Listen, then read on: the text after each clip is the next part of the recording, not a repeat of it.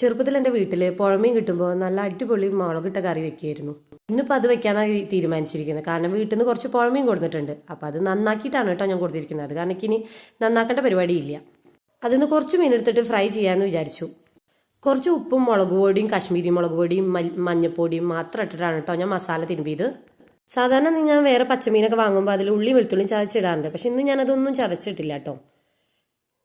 രാവിലെ തന്നെ അമ്മേനോട് വിളിച്ചിട്ട് ചോദിച്ചു എങ്ങനെ പണ്ട് കറി വെക്കണമെന്നൊക്കെ ചോദിച്ച് മനസ്സിലാക്കിയിട്ട് അതിൻ്റെ രീതിയിൽ ചെയ്യാമെന്ന് കരുതിയിട്ട് ഞാൻ ഉള്ളിയൊക്കെ നന്നാക്കാണ് കേട്ടോ. അതിനിടയിലാണ് കേട്ടോ അല്ലു ഉറങ്ങി നീച്ചത്. അല്ലു ചെറിയൊരു രാവിലെ ഒരു ഉറക്കം ഉറങ്ങിയിരുന്നു.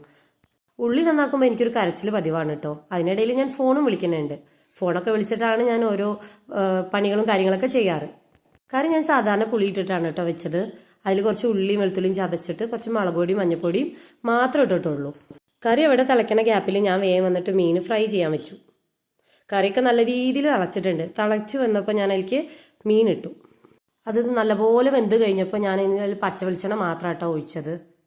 പച്ച വെളിച്ചെണ്ണ ഒഴിച്ച് കഴിഞ്ഞാൽ നല്ലൊരു സ്മെല്ല് വരും കേട്ടോ. ഞാൻ വെച്ചപ്പോൾ അമ്മ വെക്കുന്ന രീതിയിലൊന്നും ആയില്ലെങ്കിലും പക്ഷെ എന്തോ എനിക്ക് ഭയങ്കര ഇഷ്ടമായി. എന്തായാലും കുഴപ്പമില്ല, കുറച്ച് കാലമായി പുഴമീൻ കഴിച്ചിട്ട്. അപ്പം ഇന്നെന്തായാലും പുഴമീൻ കൂട്ടിയിട്ടുള്ള നല്ലൊരു ഉച്ചയൂണാണ് കേട്ടോ ഞാൻ ഇന്ന് കഴിച്ചത്. എന്തായാലും ചൂട് ചോറും പുഴമീൻ്റെ കറിയും മുളകിട്ട കറിയും മീൻ ഫ്രൈയും കൂടിയിട്ട് ഒരു നല്ലൊരു പിടി ഞാൻ ഇന്ന് പിടിച്ചു. നല്ല അസാധ്യ ടേസ്റ്റ്.